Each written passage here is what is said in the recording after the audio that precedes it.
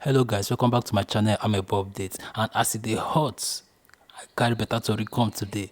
And this one a very quick updates wey be say on top BBNaija matter season 7, housemates don dey do their task, and the task wey dem get today na Dano Milk dey sponsor am.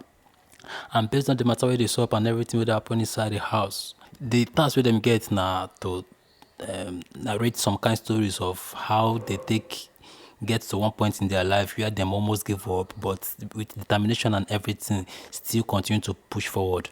You know, and Hermes will be head of house. Now the first person will big say now you go start the storytelling, and here na Hermes part, and e dey really touchy, just like some of the housemates too, where they really emotional as them they talk their life story.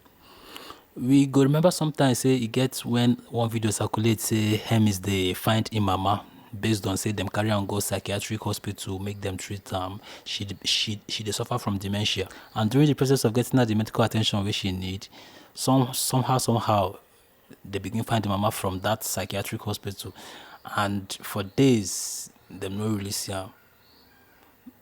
And when they come later see am, some people come dey think say na mad she dey mad, but e dey clear, like dem make am clear say na dementia she dey suffer from, based on say she dey forget things. So after they see the mama, na the video come go viral before Hermes come enter the big brother house. So na that event na in use for this Dano Milk task. I go just play the video make una see as him take do the task. Abeg no forget to drop your comments, like and share this video. If you never subscribe, abeg click on the subscription button. No forget to click that bell icon where you dey see, so that when I drop new updates you go get notification. Thank you.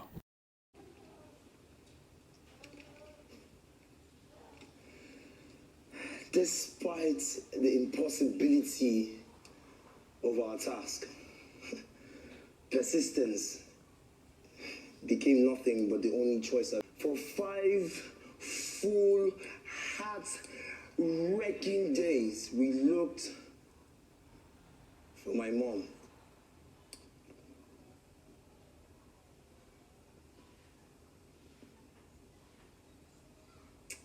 No government agency